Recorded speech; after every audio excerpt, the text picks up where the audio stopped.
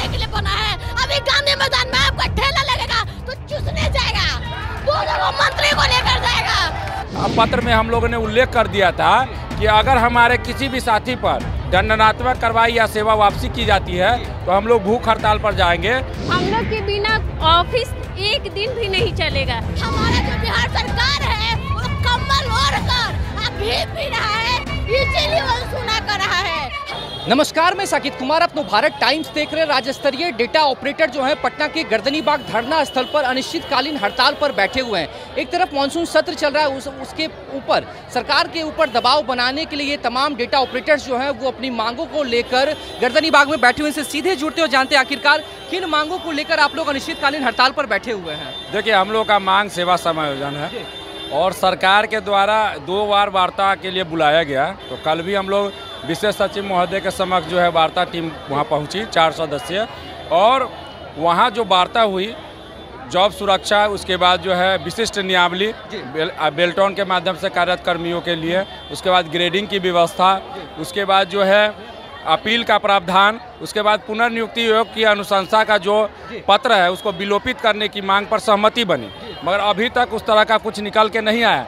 हम लोग के साथियों का यह मांग है, यह बात हम लोग साथियों के बीच रखे। उसके उपरांत यह मांग है कि उस सब चीज़ से उठकर हम लोग को सिर्फ सेवा समायोजन दिया जाए और विभागीय भुगतान दिया जाए, अपील का प्रावधान दिया जाए। इसके लेकर हमारे साथी आज भी पूर्व की भांति आज 9 दिनों से लगातार यहाँ बैठी हुई है और लगातार हम लोग प्रयासरत है कि सेवा समायोजन हम लोग का किया जाए।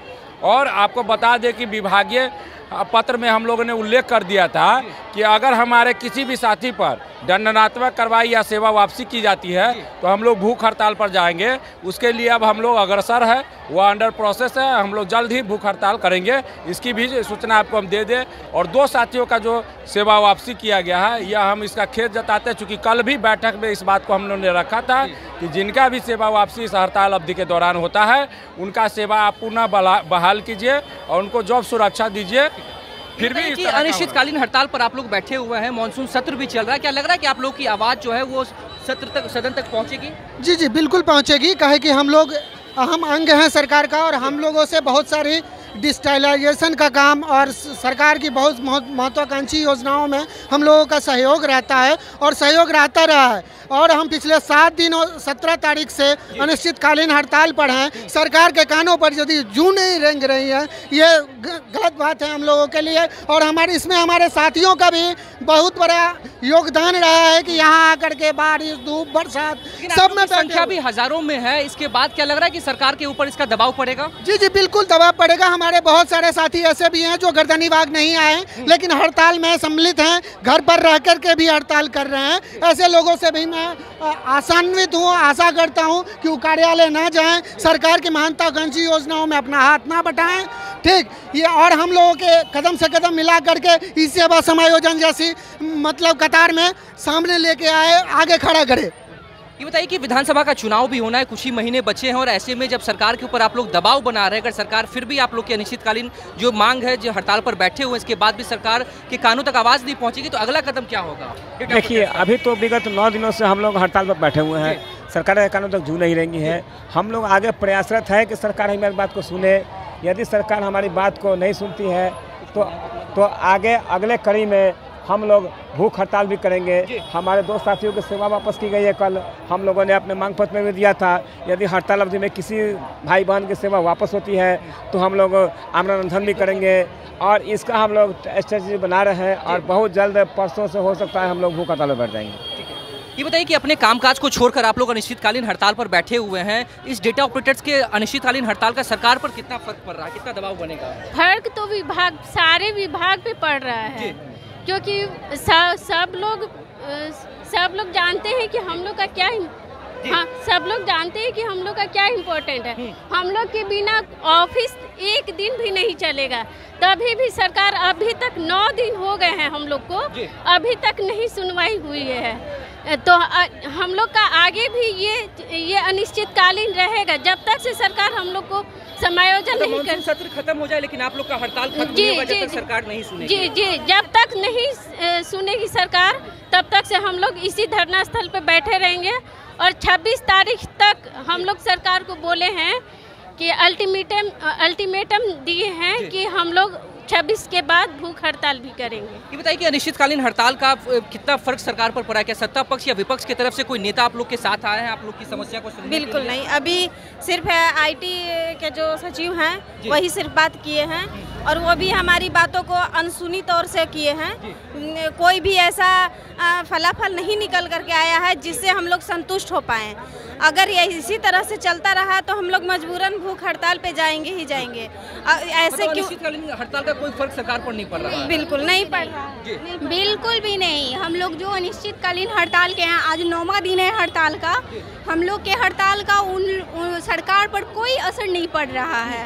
अगर वो सरकार नहीं मानती है हम लोगों की बात को तो हम लोग भूख हड़ताल पर जाने के लिए एकदम तैयार बैठे हैं। लेकिन सरकार की ही होगी।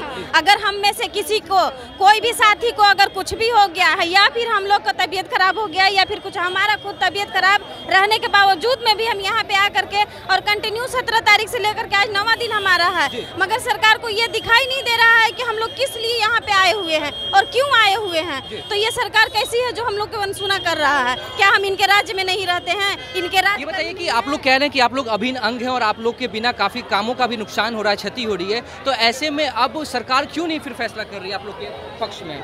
देखिए, आपकी जो अभी का जो सरकार है एकदम एक ये नहीं कि सिर्फ हम ही लोग के साथ वो अनसुना कर रहा है। पता नहीं वो सरकार में क्यों बने हैं और जनता क्यों उनको चुन रही है, ये तो हम भी नहीं समझ पा रहे हैं कि वो लगातार बने हुए हैं और हम लोग भी लगातार आउटसोर्सिंग व्यवस्था में जकड़े हुए हैं और फिर भी एक नहीं सुन रही है और उनकी भी क्षति इससे है।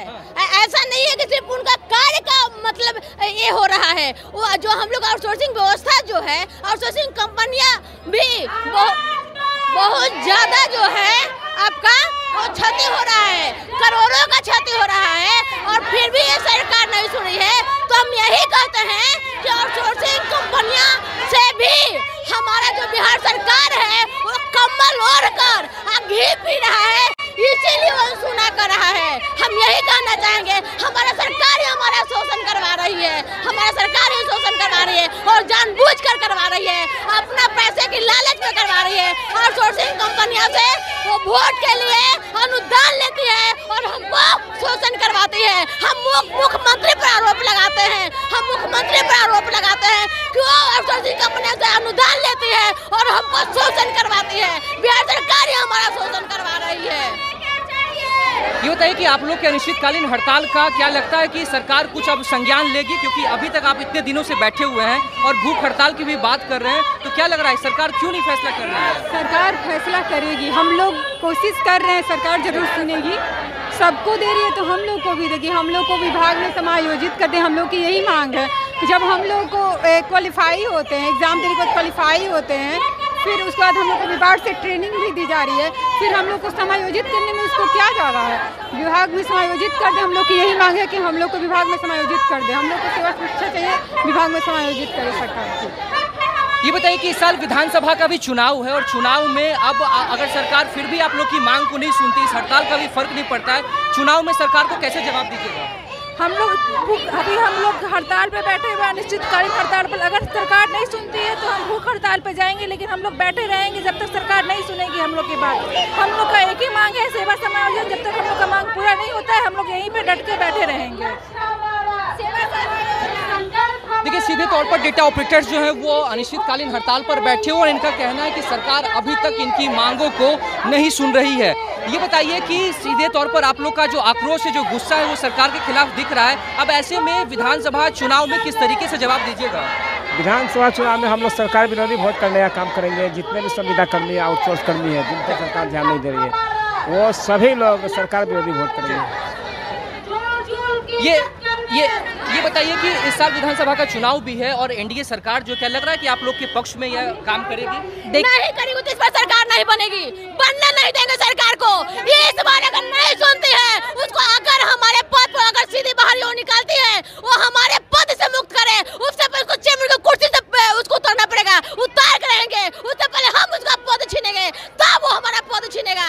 उसके बदले अगर हम दूसरे सरकार को बैठा देंगे और उससे समायोजन करवाएंगे, अब उससे फैसला करना है तो हमको सुनेगी या नहीं सुनेगी।